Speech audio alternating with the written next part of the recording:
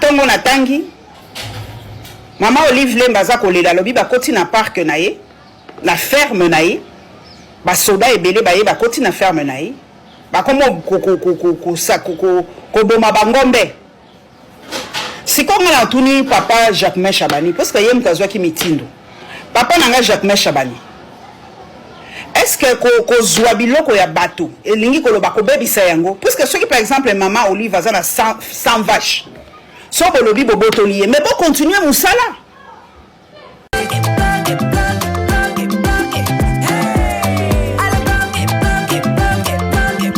Oyoki elengi ya Congo tapez les mains tapez les mains tapez les mains tapez les mains tapez les mains tapez les mains tapez les mains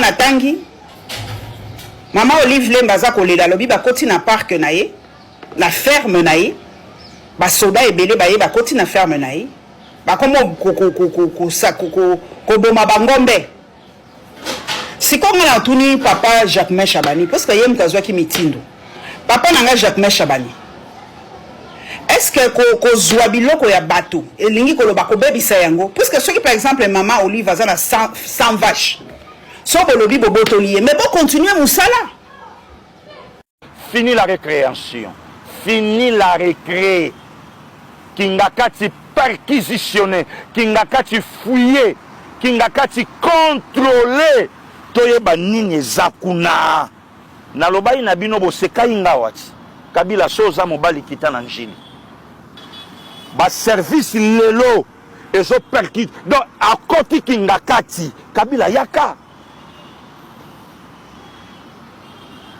tala nyamo ya pasteur Gili eyebani lelo na nyama na yebisaki yaka ya nanga de la forêt lobaka na ya toyoya batu bazongisi babi yaka bang bang bang bang bang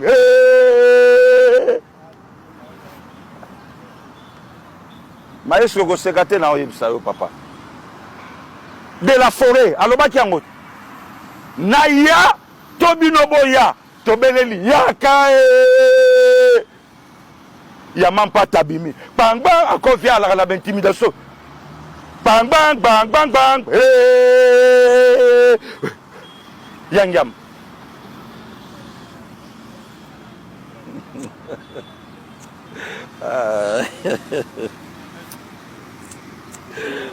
HD, Kiala.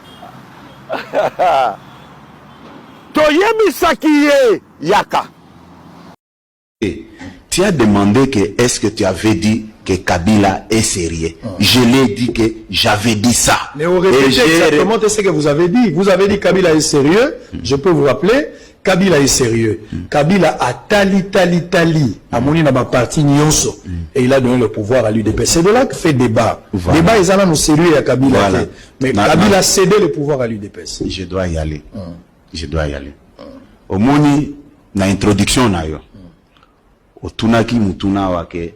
Est-ce que Zakana et Senona Bato Bazosa la ba émission na Lingala. Mais débat au créé, polémique au lingi ko créé, c'est autour des vocabulaires. Non, ce n'est pas. Attendez, Nassim ça. S'il vous plaît. C'est une polémique que vous voulez. Il n'y a pas de polémique, je vous mets devant un fait. Si vous reconnaissez, tant mieux. Vous pouvez le balayer. On a obligé de nimangote. Sauf qu'on répète en ondenge zalagite. Vidéo ezali, na tcheli au vidéo. Tant que soko bossa, nous appelons tout. Moi, je pense que pression, on va prendre la vidéo, s'il vous plaît. On va prendre la vidéo. Non, attendez. Oui, je vais vous dire une chose. Oui. Ayez l'habitude, quand vous invitez quelqu'un dans votre émission, ne prenez pas beaucoup de temps à parler à sa place. Non. Attendez. Non, attendez. Répondez au C'est conseil. Ouf, là c'est encore... Kabila est sérieux. Je vais vous le démontrer.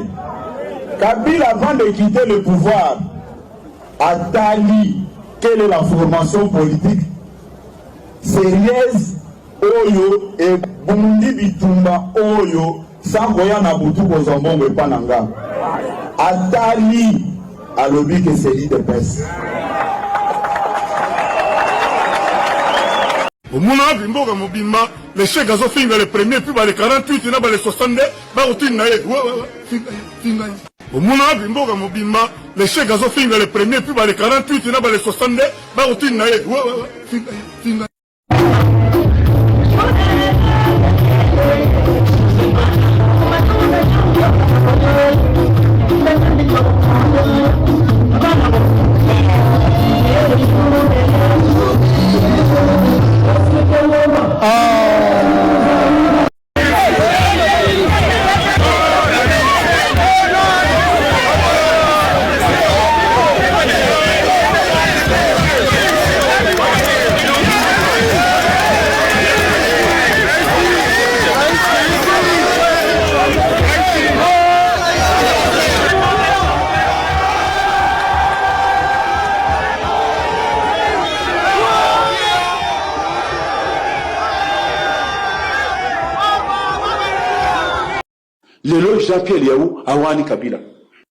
Aux anciens kabylistes, oui. Joseph Kabila a prononcé discours, au critiqué, au réagi. D'abord, c'est quoi être ancien kabyliste? Kabyliste, je ne l'ai jamais été. C'est pas un reniement, hein, mais je n'ai jamais été kabyliste. Non, tu le bango a pour les que qui technicien. Je suis très mal à l'aise dans la question. Les gens ont une mauvaise perception. Il y a un beau cas.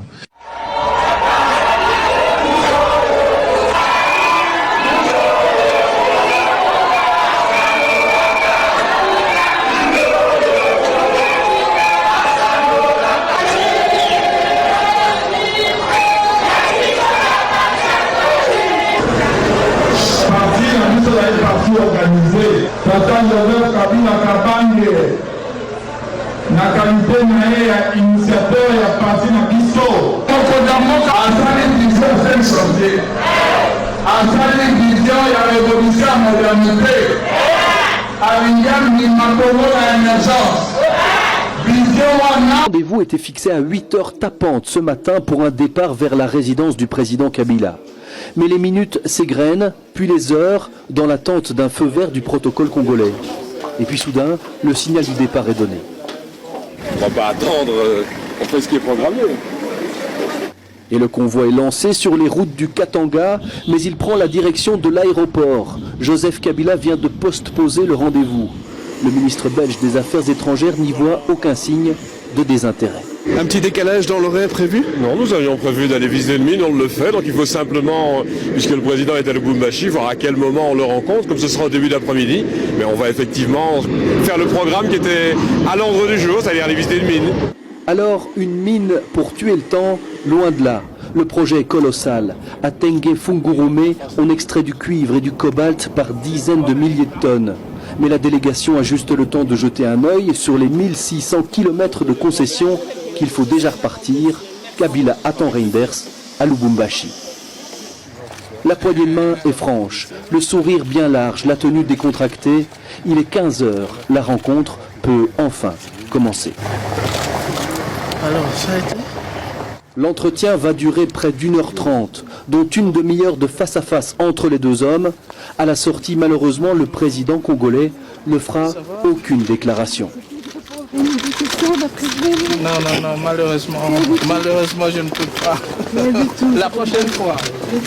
Est-ce que le président Kabila vous a chargé d'un message en direction de M. Kagame au Rwanda? Il y en aura plusieurs et j'aurai l'occasion de vous en parler quand je les aurai d'abord adressés au président rwandais. Je crois que c'est la moindre des choses d'avoir l'occasion ici de débattre, d'entendre, d'échanger. Didier Reinders n'en dira pas davantage. La diplomatie dans ce dossier délicat se joue en coulisses et avec un maximum de discrétion. Joseph Kabila est congolais. Moulouba de Sangalubango. frère à Félix Tshisekedi. Et je confirme que c'est lui qui ne maîtrise pas. Et c'est lui qui ne maîtrise pas l'histoire du Congo. Écoutez. A report on the role of Honorary President Joseph Kabila. Well, there is no foreseen role for now, as we speak, in the ongoing efforts and the ongoing quest for a solution to the crisis. I think, you know, we all have our experiences as countries that go through elections. We are also countries that live with the reality of having former presidents. In certain cases, some are more vocal, some are more active, and in other cases, less so. This is just a reality of a democracy. When you live in a democracy, when you choose to have an alternance of power, then you also choose to have former presidents. Sometimes they are more vocal, sometimes they are active. We live with that reality, just as these presidents have to live with the heritage of their own accomplishments or shortcomings. So this is completely normal that, you know, he may want to be active or visible, and he may interact with some of his former peers. We respect that, but for the moment, there is one president in the DRC. His name is Félix Antoine Tshisekedi Chilombo, and we remain resolved as a democracy to continue functioning that way. Vous comptez faire quoi finalement? Parce que ba droit na yo, ba kangi yo na koya o Congo mani nyonso basali mabe akoluka te bazongisa ye na nzela.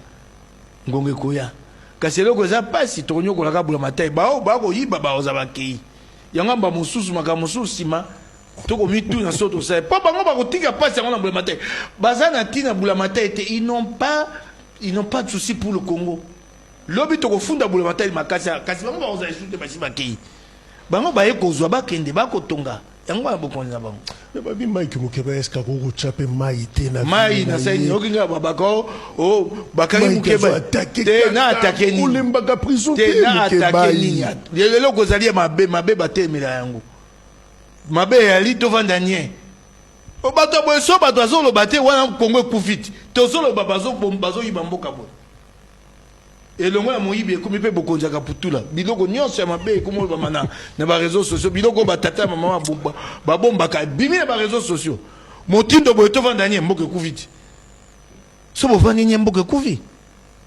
tuzo ko attaquer ngana atakaka moto ngana na linyongo na moto na moto to wela na mwasi makamwa mboka to limboka ki malamu ile to se aka yangwa lelo na personne dakisa mwana nga ya liboso okay ao tanga na université akomi na kilasi ya suka aoza mosala so azi mosala bafuta lifuta malamu po mwana ngaza mamu esenge ngana kendo yiba na tonga ndako monene ata 10 niveau pona bate ata azi mosala te bafuta ka wana pesa kaye mokona akufa ya tika na yango bakongomani baso basala bongo nzela ya Kongo yangwana.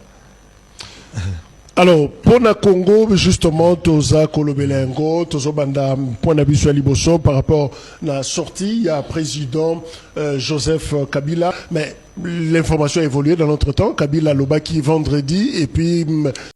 Jouissance mille, ceux qui ont bon, vous allez tout kabolanan, tout réfléchir après. Mon projet, tout kabolinan, tout réfléchir après.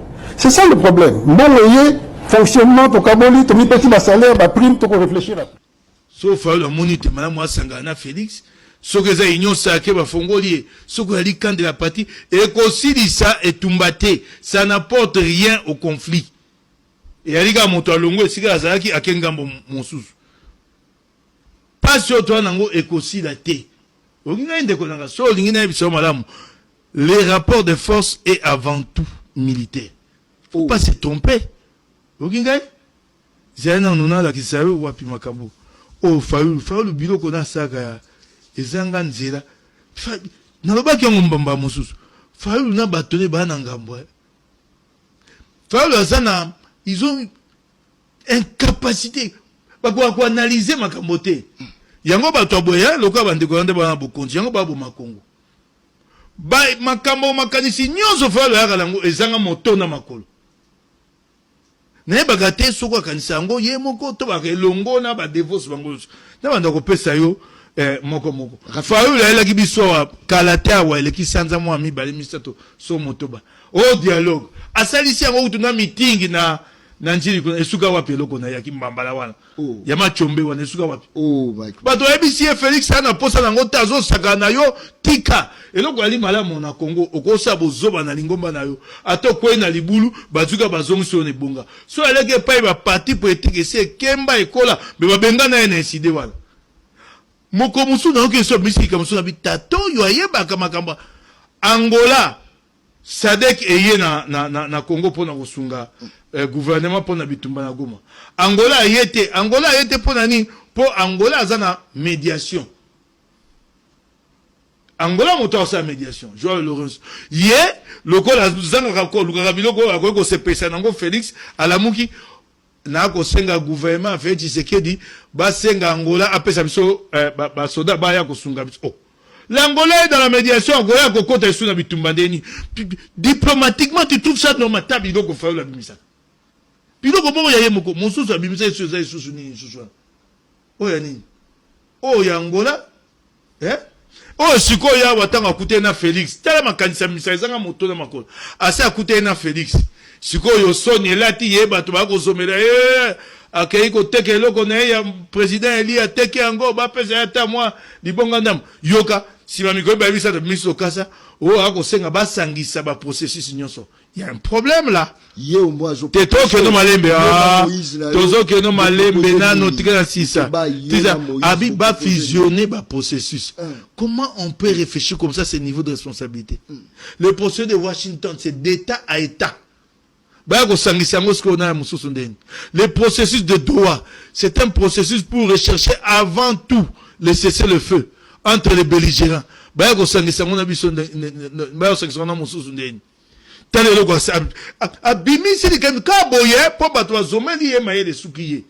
Comment on peut fusionner ces processus-là? Ici d'État à État, là ce sont les belligérants. Bah Douana nous cesser le feu. Bah yoka na makambo bitumba. Potoye ba kokota na pacte social. Te fa la kamati nyonso asangisi. Bitoto.